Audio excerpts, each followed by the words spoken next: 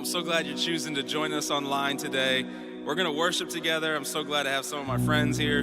I wish we were all gathered together, but we're not right now. So sing as loud as you can in your living rooms, in your houses, wherever you are, and let's praise Jesus together. Come on now. If you've been walking the same old road for miles and miles, if you've been hearing the same old voice tell the same old lies, if you've been trying to fill the same old holes inside, there's a better life, there's a better life. If you got pain, he's a pain taker. If you feel lost, he's a way maker. If you need freedom or saving, he's a prison shaking savior. If you got chains, he's a chain breaker.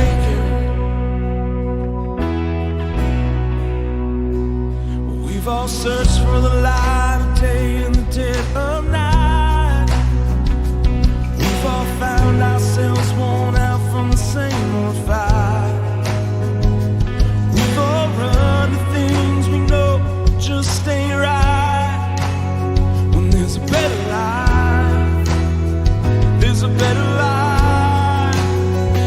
If you got pain, he's a pain taker.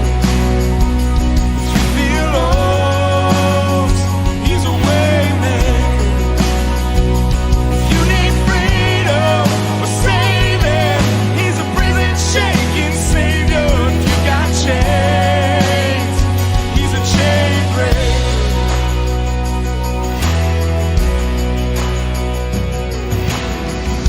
If you believe it, if you receive it, if you can feel it, somebody testify. If you believe it, if you receive it, if you can feel it, somebody testify. Come on, right where you are. If you believe it, if you receive it, if you can feel it, somebody testify. If you got pain, he's a pain taker. If you feel lost, he's a way maker.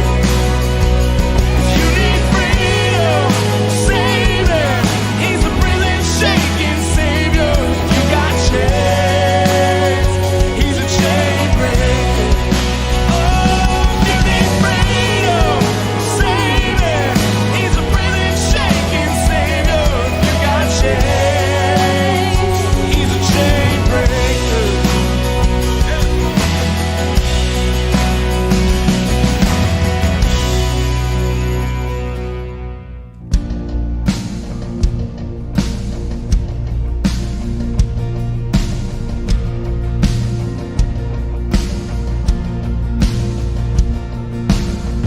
We need no other hiding place. Our hope is safe within your name. This we know, this we know. You promise never to forsake. What you began, you will sustain. This we know, this we know. Come on, church.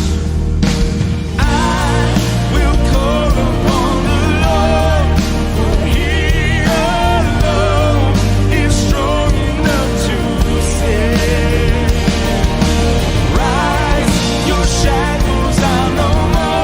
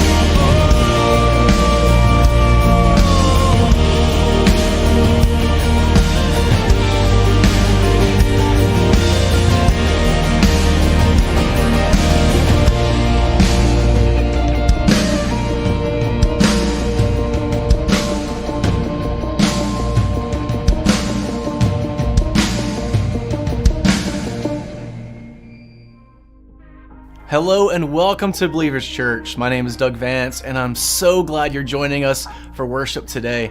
Whether you're watching through the Believers app, Facebook Live, YouTube, or our online campus through believerschurch.org, our hope is that you'll experience the hope Jesus has for you today. If you're connecting with our online campus, you've likely already met your host and are connecting with others who are worshiping with you. A couple of great things about the online campus is you're able to ask questions, interact with others during the service, and request prayer, so be sure to take advantage of those opportunities. I want to invite all of you to let us know that you're participating in today's service by filling out a communication card. You'll find it on the Believers app, which you can download from the Apple and Google Play stores. If you're a first-time guest today, make sure you let us know by checking that block. We have a special gift we'd love to send you this week. The communication card is also a place where you can request prayer and take next steps based on today's message. Each week, our staff reads through these cards and prays for you. This month, we've teamed up with Causley and Vitamin Angels to provide life-saving vitamins and minerals to underserved children and moms around the world. This helps to prevent illness, blindness, and even death, and it helps in creating a healthier world. In 2018, Vitamin Angels reached over 70 million children and moms in 74 countries. Every 2 check-ins provides a vitamin to a child or mom in need. So what are you waiting for? Check in to Believers Church on Facebook or Instagram now. We are so grateful for the opportunities we have to come alongside our community, local partners, and believers' families during this season of uncertainty. Ministry isn't stopping. In fact, God's opening doors for us to be even more purposeful in making Jesus number one person at a time. When you give to believers, you are making a difference in our community and around the world. Today, I'm asking you to continue to give generously. You can do so through the Give tab on the app or website, or by texting BCVA to 77977. Thank you for your partnership in growing God's kingdom. In July, Believers Teaching Team is going to be doing a message series called You Asked For It. Each week of the series, we will be answering questions submitted by you. If you have a question that you'd like to be considered as a message topic, just email us at madeformondays@believerschurch.org and put "You Asked For It" in the subject headline. Our partners at Crisis Pregnancy Center continue to come alongside women facing unexpected pregnancies, offer them the hope and healing found in our Savior. Support through CPC becomes even more crucial as worried mothers face economic strains resulting from the COVID-19 pandemic. You can help change the course of these women's lives by donating your change in our virtual baby bottle campaign. Find the link in the chat feed or in the message notes to give to the life-saving work of our friends at CPC.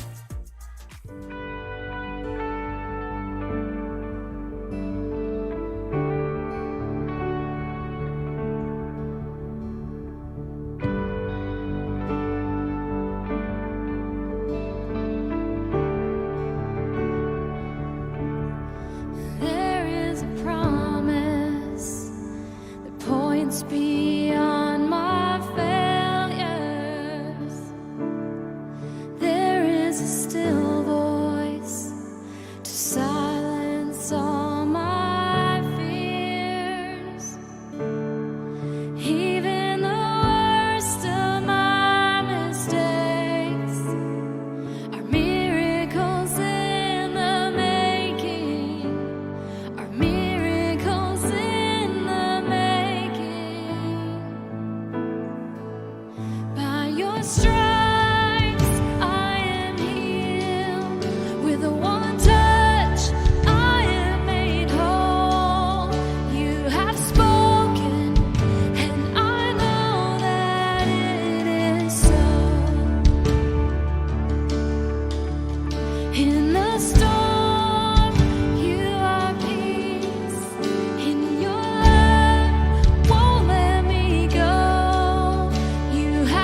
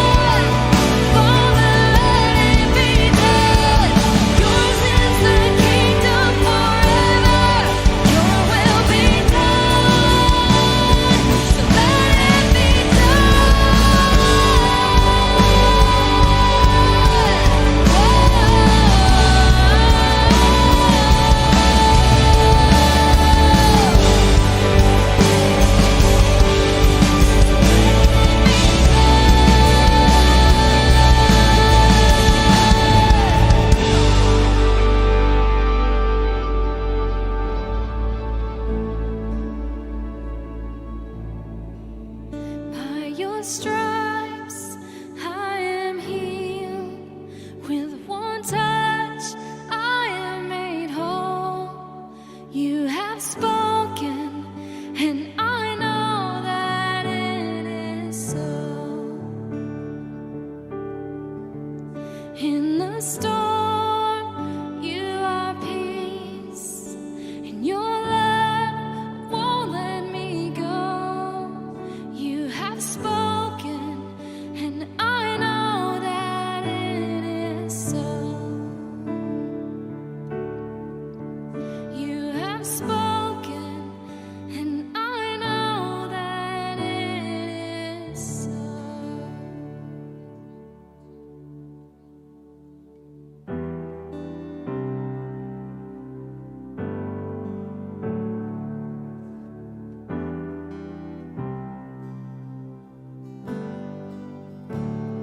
When you speak, confusion fades.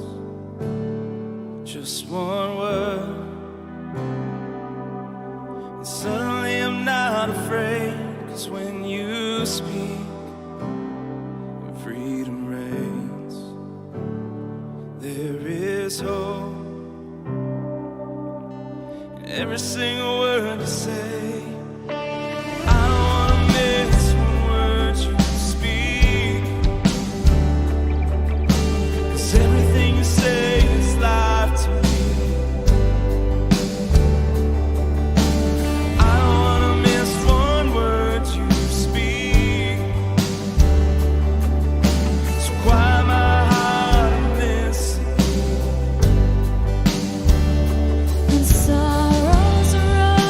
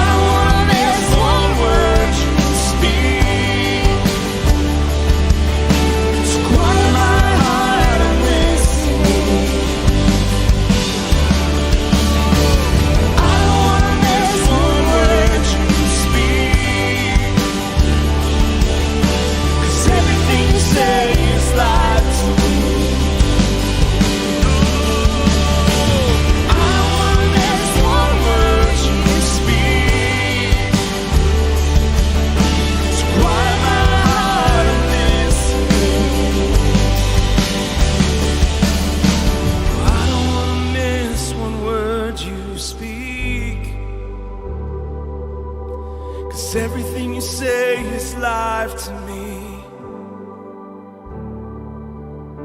And I don't want to miss one word you speak. So quiet my heart, I'm listening.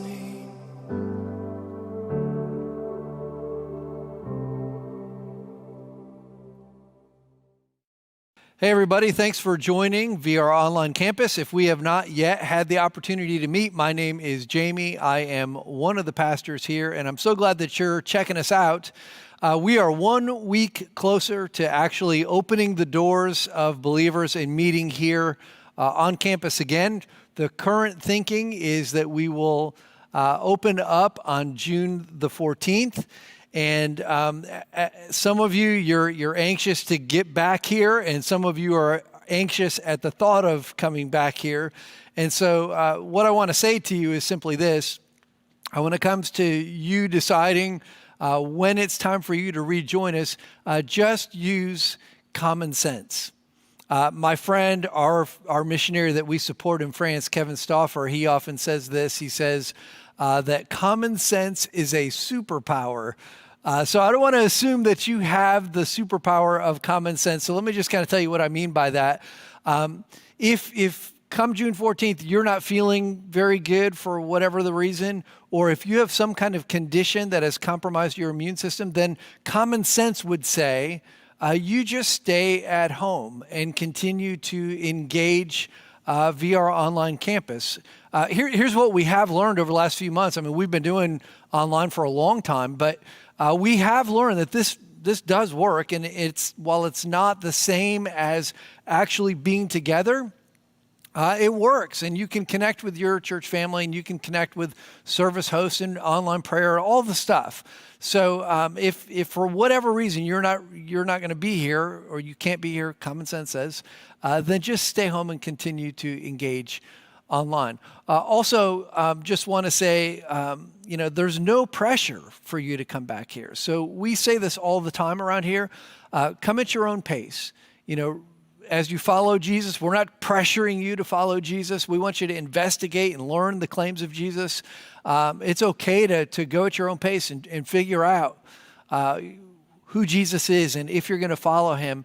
But the same is true in your relationship with the church. If just come at your own pace. No one's forcing you to be here. No one's forcing you to do anything. So if you're uncomfortable with meeting when we open the doors on June 14th, then by all means, don't come here. Just continue to engage online. There's no pressure whatsoever. I do want to let you know, and we'll communicate more of this as we get closer, but we are doing some things that will mitigate some of the fears that some of you have about meeting together. So one of the things that we're going to be doing is we're going to put fewer seats on the floor, and we're going to space them a little bit further apart. We're going to open up all of the stadium seating so you can sit anywhere you want so that you can be appropriately distant from the people around you. We're going to have reduced number of people allowed in the services, but we're going to increase the number of services that we are offering. We're also going to have an increased number of hand sanitizing stations around the Commons area and make those available to you. And then between services, we're going to be wiping down all of the surfaces in the common areas, restrooms, armrest, all those kinds of things. So we're going to increase the amount of time and energy that we're putting into cleaning in between services. So these are things that we're doing. We're also not going to be passing offering buckets.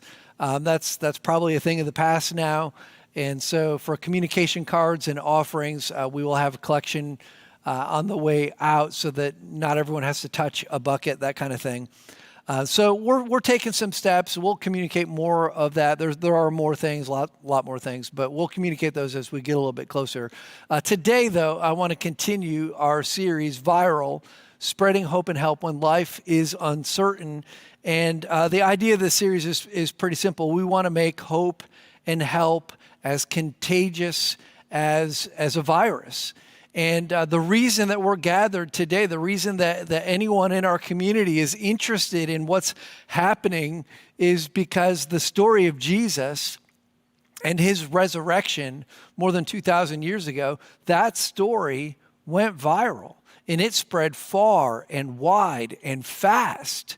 And because it did, we are here learning more about what it means to follow Jesus. And our thought is this, that hope, the hope of Jesus, can still spread widely. It can still spread quickly.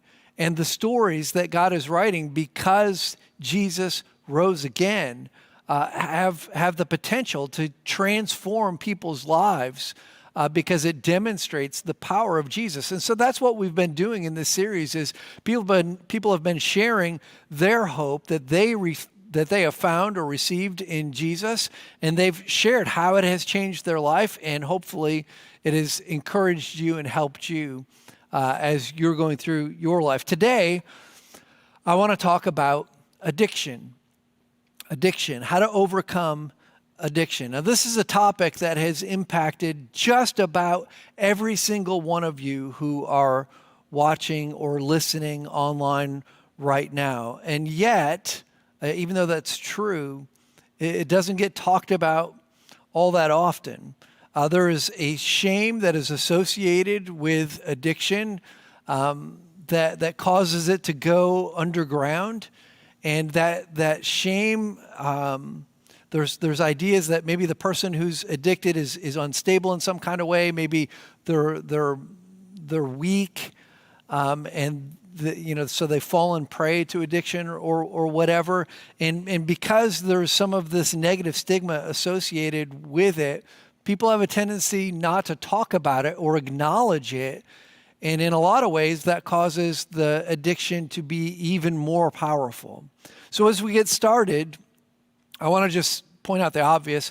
I'm not going to say everything that can be said or should be said on the topic of addiction, but what I do hope will happen is maybe I will open this topic up in your mind. Maybe it will open this topic of conversation with your family, among your friends. And if you are struggling with addiction, or if you know someone who is, that what we talk about today can equip you, at least begin to equip you, to help them, help yourself in overcoming addiction.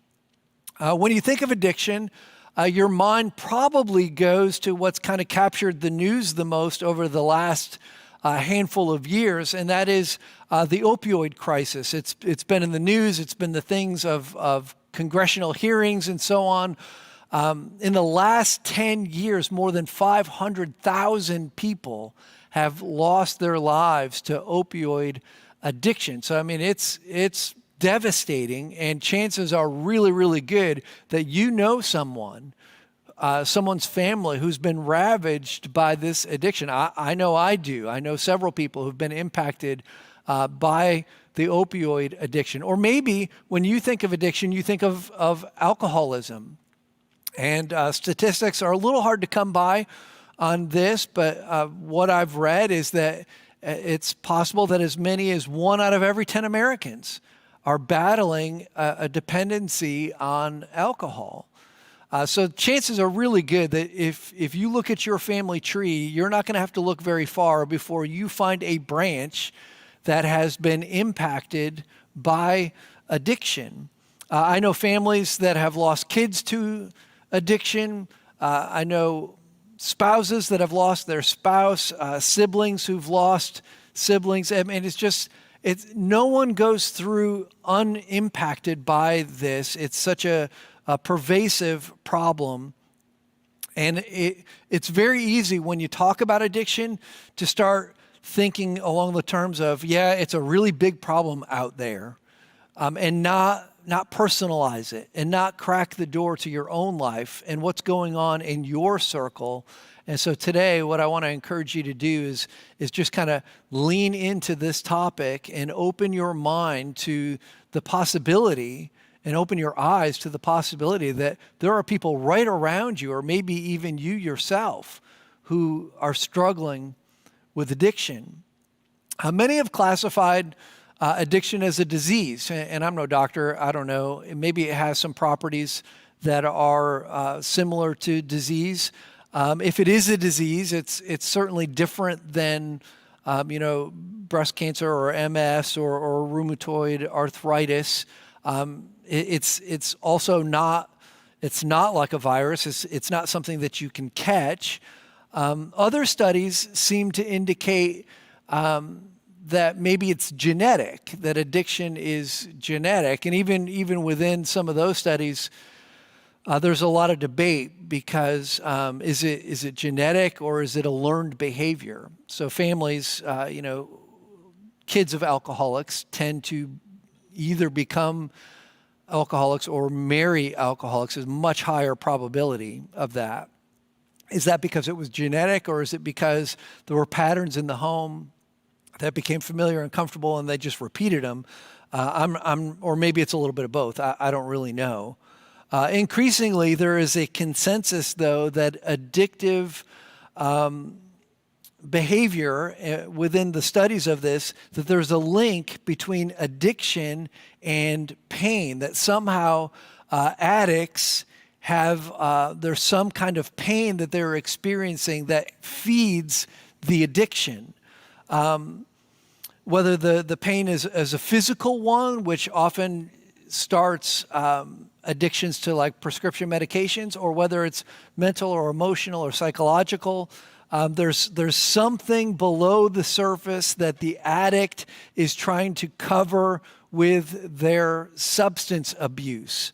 The opioid, the bottle, the powder, whatever it is that they're turning to, they're turning to it because there's this underlying pain and they don't know how to handle it. So they begin to mask it with whatever this addiction happens to be.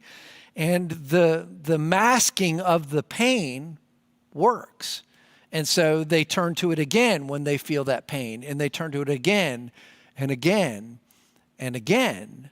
And then before you know it, this thing that they're turning to mask pain, to cover up their pain, becomes the source of their pain. So they're turning to it to escape some reality, and then they become entrapped by this new reality. That's what happens. They become hooked. Other times, someone might not be physically hooked, dependent on a substance, but they're emotionally or mentally hooked. And I don't say that to diminish the power of that kind of an addiction, because it is still extraordinarily powerful. And so people are basically self-medicating. They're masking their pain with whatever the substance is, and then before you know it, they've become ensnared by the very thing that they were turning to for help. A very famous person who kind of illustrates this for us is Edgar Allan Poe, the famous author, poet. He was no stranger to pain. Both of his parents died when he was a kid, and then he was adopted into a new family, and his adoptive mother also died, and he was suffering through that. Then he got married as a young adult, and then his wife died very young. And when that happened, he just grew in despair. And in the last year of his life, he wrote about his own struggle with addiction. And here's what he said. He said, "I have absolutely no pleasure in the stimulants in which I sometimes so madly indulge. It has not been in the pursuit of pleasure that I have periled life and reputation and reason. It has been," this is why he was turning to these substances, "the desperate attempt to escape," and that's really powerful, to escape or to mask, to cover what? To escape from what? Torturing memories, from a sense of insupportable loneliness or a dread of some impending doom. So for Poe, the addiction was an escape from these terrible things that kind of haunted him and tortured him. And he makes it very clear that his pursuit of addiction or these substances was not in pursuit of pleasure. It wasn't that he was having a great time and he got tripped up and found himself addicted. That's rarely what takes place. far more frequently, almost probably always, it is someone who is masking pain, and then the thing that they've turned to ends up ensnaring them. Now, this is where this gets very personal, and I hope that you will move beyond just thinking about people out there who are struggling, and you might maybe consider behaviors in your own life that mimic this idea of masking, escaping, because there's a whole host of behaviors that people have labeled as addictive. And I don't know whether they're 100% addictive or not, but people engage in these behaviors for the very reasons that some people turn to alcohol or opioids or whatever. It's that they are self-medicating, and then the behavior triggers a release when you engage in these behaviors, a release of chemicals inside of your body like adrenaline or endorphins. And the release of those chemicals when you engage in those behaviors can actually become addictive. So even though it's not an illegal substance, it may still be a form of addiction. And some of those behaviors that people are talking about, you're very familiar with. There's workaholism, people who work to escape their reality, or shopaholics, people who are purchasing. I've heard that like people are buying crazy amounts of stuff that they don't need during the lockdown for no other reason than it's an escape for them. There's binge eating and other eating disorders. There's sexaholics. And some would argue whether that's a thing or not, but battles with pornography or whatever. Then there's a whole range of other behaviors that people are talking about as addictive. Gaming, social media. I even read that cosmetic surgery can become addictive. And if you look at some of the people out in Hollywood land, that's a possibility, I guess. So you might not be an alcoholic, but maybe there are behaviors that you are engaged in right now because you are medicating, you are escaping, you are covering, and you really do, maybe you don't need a detox, but you need some help. You need to take some steps that can help you to overcome these addictive tendencies. So that's what I want to talk to you about. If you want to overcome addiction and you want to take some notes, and I hope that you'll do that, here's the first thing that you need to do. You need to identify the source of pain.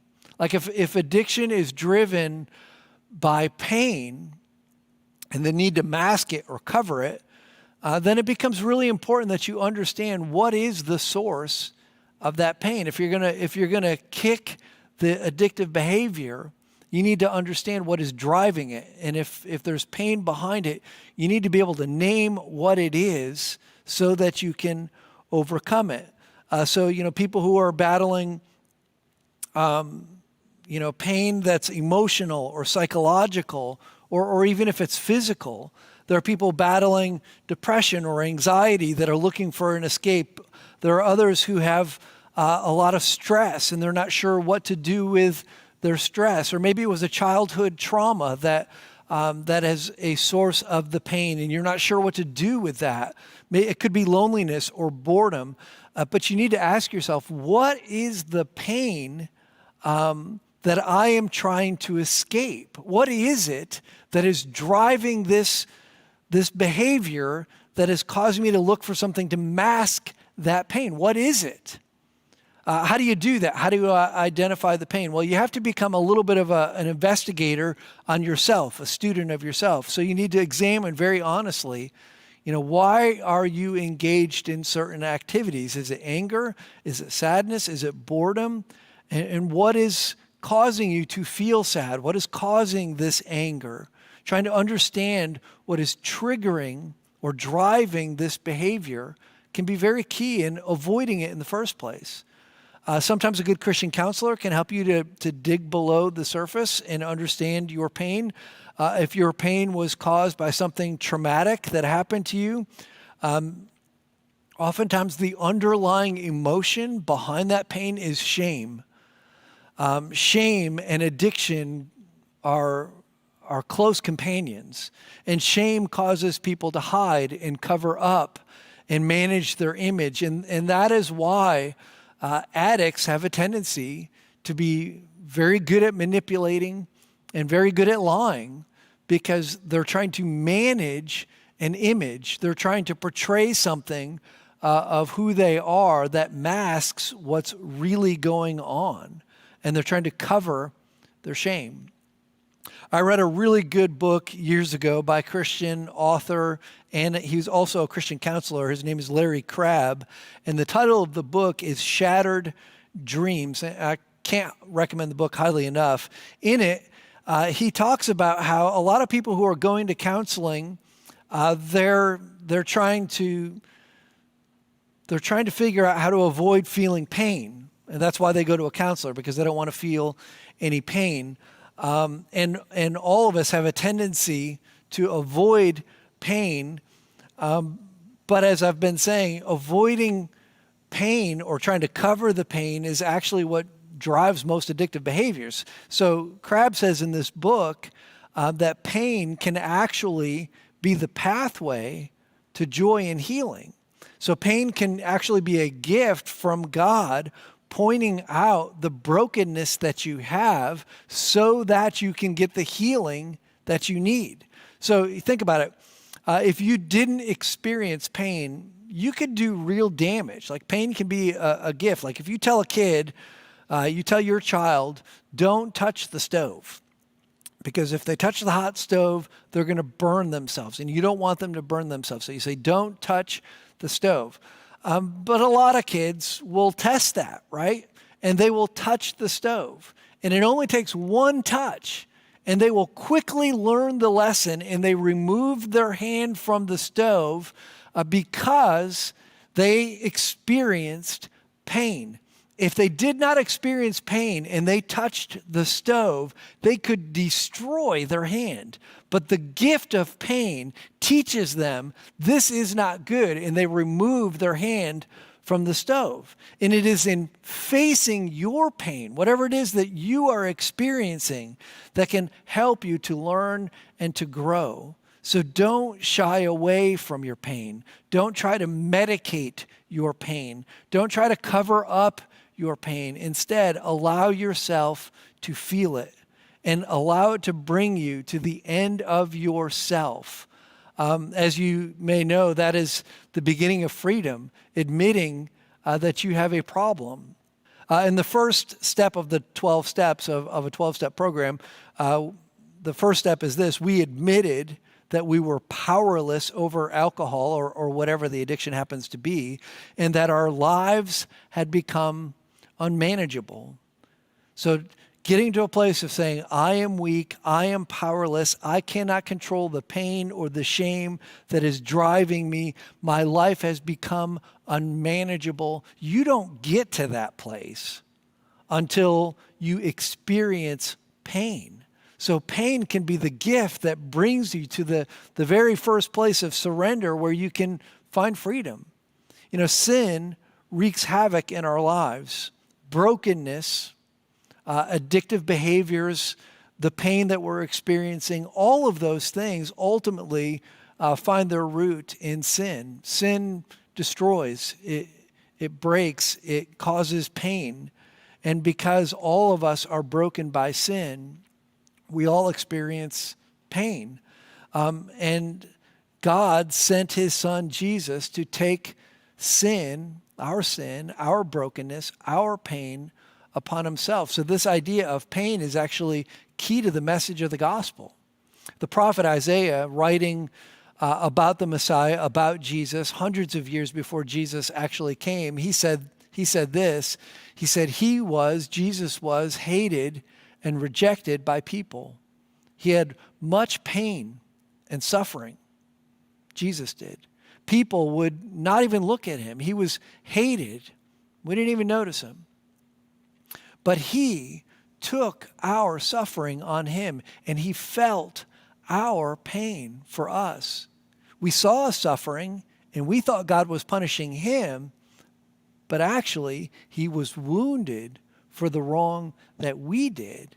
He was crushed for the evil that we did, the punishment which made us well was given to him, and we are healed because of the wounds, the pain that Jesus went through.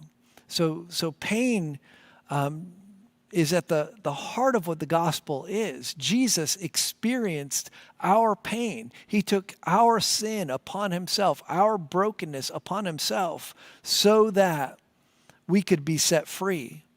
You need to understand this, and I don't want to be labeled sacrilegious here, but Jesus came to do more than forgive you of your sin. He did come to forgive you of your sin, but he came to make you whole. He came to set you free. He came to make you well. And I know far too many people whose journey with Jesus stopped at the sinner's prayer.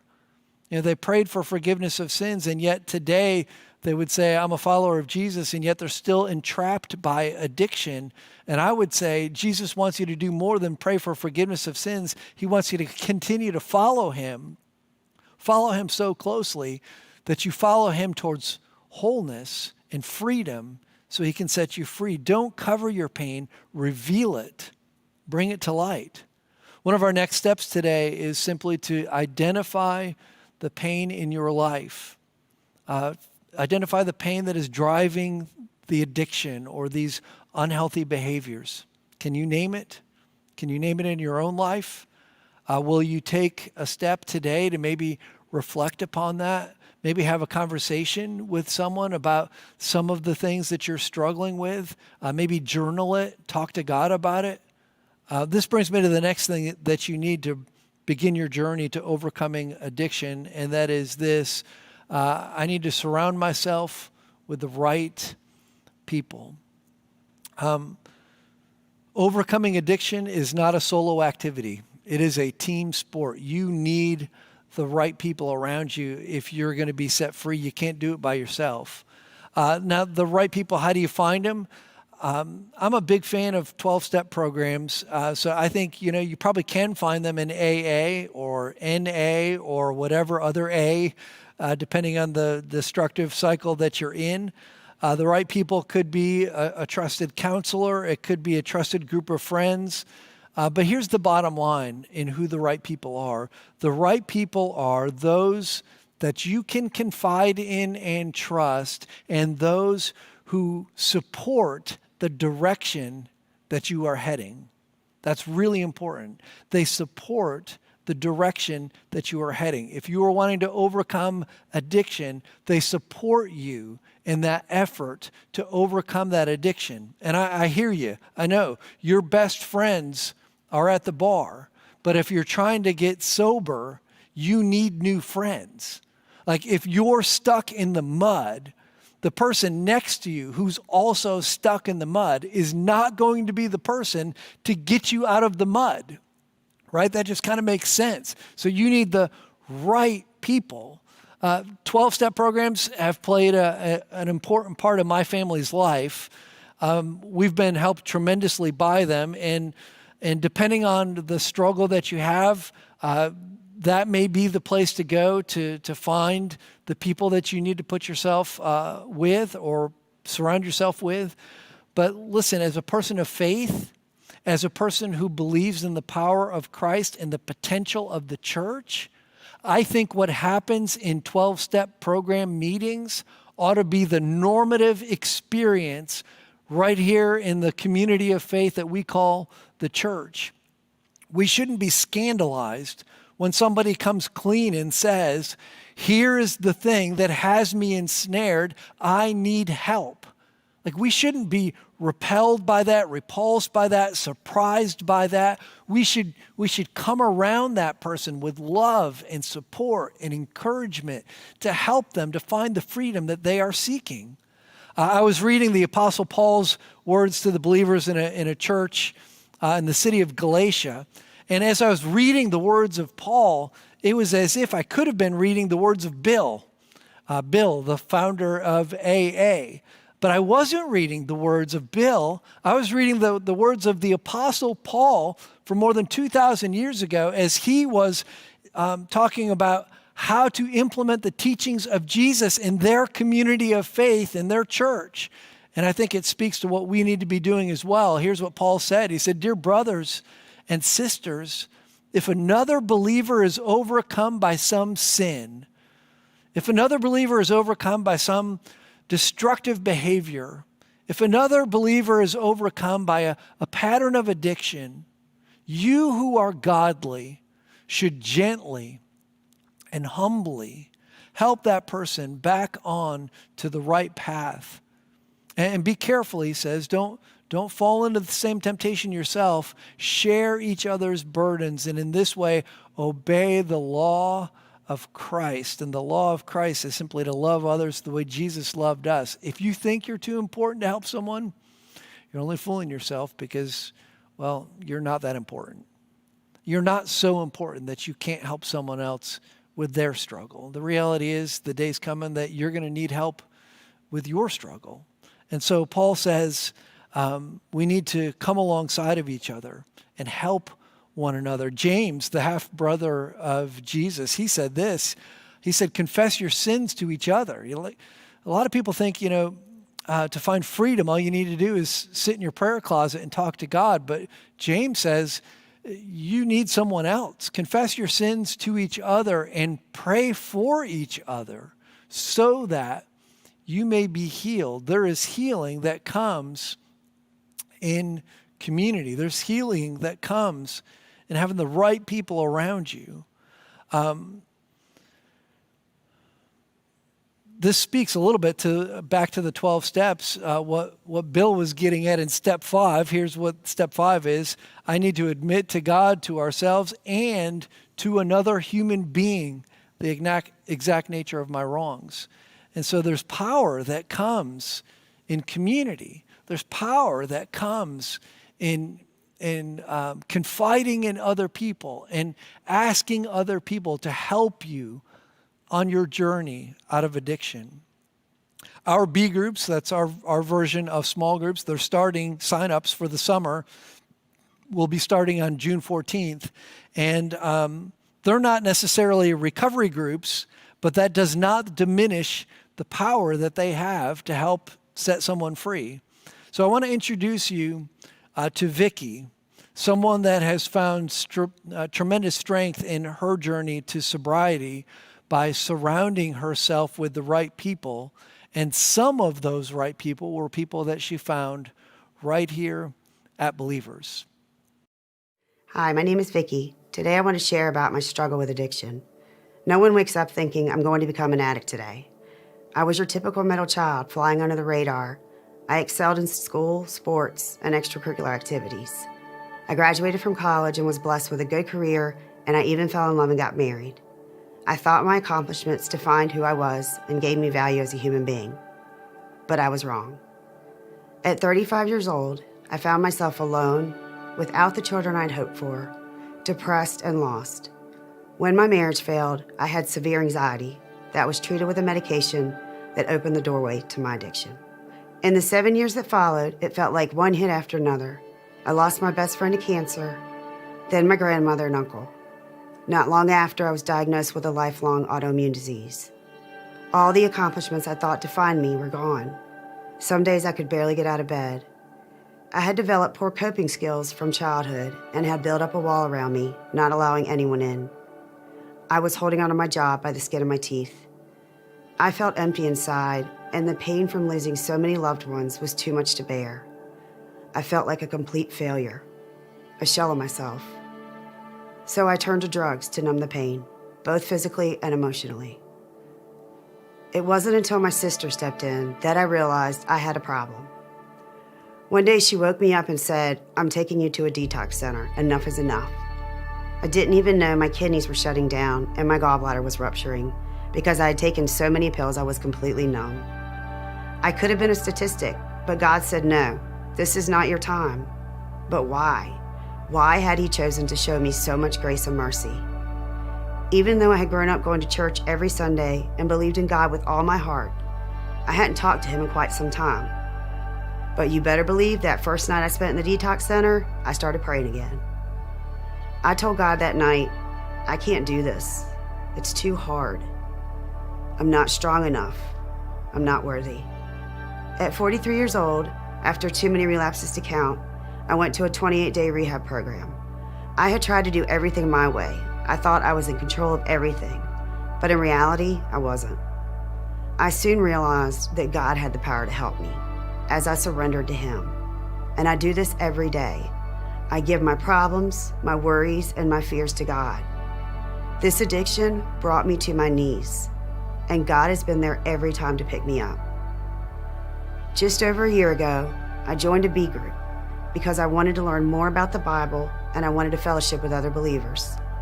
I wanted to strengthen my faith and learn how to truly hear what God was saying to me. The first night of my B group, I felt so much love. It gave me hope. With each passing week, I could feel my faith becoming stronger, and I was praying to God and listening to what He was trying to tell me. I made a decision to finally walk in the doors of believers. Something had been holding me back. I had so much guilt and shame from past mistakes, but the love and acceptance I felt from the members of my B group gave me the courage to finally go to church. And I'm so glad I did. That Sunday, Pastor Jamie spoke about the very things that were holding me back, and he spoke about baptism. While he was giving the sermon, I could feel the love of Jesus washing over me, and I knew it was time for me to recommit my life to Christ. So I decided at that moment to get baptized the following week. After church, I saw one of my B group leaders, and I told her, and she was so excited for me and told me she had been praying for me the whole service. I was amazed because I could feel that unconditional love. When I got baptized the next Sunday, the members of my B group were cheering me on. When I came out of the water, I felt light and free from all that guilt and shame I had been carrying from my past addiction. I am now relying on my faith. I never thought I was good enough for God to speak to me. I didn't think I was worth His time or that I would even be able to hear what He was trying to tell me. But the love and acceptance I felt from the people at Believers gave me strength and courage. Now, when I pray, I can hear God speaking to me. I can feel the love of Jesus in my heart. Now I feel worthy of His love. I can sense His presence all around me. I'm excited about my renewed relationship with Jesus. He has strengthened my faith, given me hope, and shown me unconditional love. I'm so thankful that Vicki was willing to share her story and kind of bring a topic that's kind of difficult to talk about and to bring it to light. Sin and addiction, they're a little bit like mold and mildew. They flourish in the dark. A couple years ago, I had to have the underside of my house treated because it's cold, it's damp, and it's dark underneath the house. And because of that, there was mold and mildew growing everywhere. And if there was a way to do it, I could take the house and flip it over and let the sun shine on it. And bringing it into the light destroys the power of the mold and the mildew. And the same is true with sin and addiction. The more you try to hide it and cover it up, the more powerful it becomes. And if we could all have the courage of a Vicki and to just bring it into the light with people that we trust, people who love the Lord, people who support the direction that you're trying to go in your life, boy, it could go a long way to helping you to overcome addiction. So identify the source of pain, surround yourself with the right people. And then number 3, organize my life around my purpose. Organize my life around my purpose.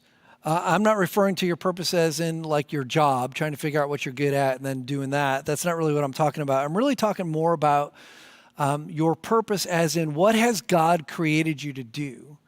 And for all of us, it's actually a pretty similar deal. You think about a manufacturer who makes a refrigerator. They make the refrigerator for a purpose, and the purpose is to keep food cold. That's why a refrigerator is made. There was a great book years ago written by Pastor Rick Warren called The Purpose-Driven Church, and in that book, he talks about the 5 purposes that God has given every single person who is alive. And if you have not read the book, and I can't believe you haven't, if you haven't, you probably ought to. You probably ought to read it. But you could discover your purpose just by reading the words of Jesus. And we'll read in John 13 where Jesus kind of gathers up his disciples. And this is right before he goes to the cross and dies for their sins. And he gives them this instruction. He says, now I'm giving you a new commandment, a new purpose. Love each other. Just as I have loved you, you should love each other. That is our purpose, to love others in the same way that Jesus has loved others. So there it is. That is your purpose, to love others in the same way that Jesus loved you. And he loved you enough that even though you didn't deserve it, even though you were broken, even though that you ignored him, he still loved you. And he's commissioned you to love others in the same exact way. And here's the thing. You cannot fully love others when you are stuck in addiction. Now, I didn't say you can't be a loving person. You can be. But you can't love the way Jesus loved if you are stuck in addiction, because part of addiction is it is hurting the people around you. And by definition, that is not loving in the same way that Jesus loved you. In the 12-step program, the 12-step talks about helping others find the first step. And that's a real purpose. The Apostle Paul, he was explaining to some church leaders, they were trying to discourage him from going somewhere because they felt like if he arrived at this particular location that he was going to be hurt in some kind of way. And Paul is trying to tell them it doesn't matter, because if he avoids this location, he would be avoiding his purpose. And he said, I don't want to avoid my purpose. I want to organize my life around my purpose. Here's what Paul said. He said, my life is worth nothing to me unless I use it for finishing the work assigned to me by the Lord Jesus, unless I live my life according to my purpose. What is the purpose? The work of telling others the good news about the wonderful grace of God. We all have that same purpose. If we're going to love others, we need to let people know about the love that God has for them. If you live for your purpose, and if you will organize your life around your purpose, a purpose of pointing others to Jesus, and you stay on task, you stay on mission, you stay on purpose, it can keep you from drifting into the rocks of addiction that can destroy your life, because you're not drifting all over the place. You are organizing your life around your purpose. I know far too many people who've gone adrift. Let me encourage you. If you are stuck in addiction, then let's look at these next steps. Identify the source of my pain. That's the first one. Then you need to get some of the right people around you. And it doesn't matter if that's in the 12-step community, if it's in a B group, if it's right here at church. The reality is it's probably going to be a little bit of all of that. It's not, you don't have to choose between the 12-step community and the church. They can work in concert with one another. Get the right people around you. Then organize your life around your purpose. What are you doing to love others in the same way that Jesus loved you? Get engaged in serving and loving other people. It'll help you stay straight. Then memorizing Acts 20:24, that's the verse that we just read where Paul talks about his life loses meaning if he's not living for the purpose that he has. And then the last one, trusting in Jesus for the very first time. Like I said, I think it's an important step to commit your life to following Jesus. But I don't think it's the final step.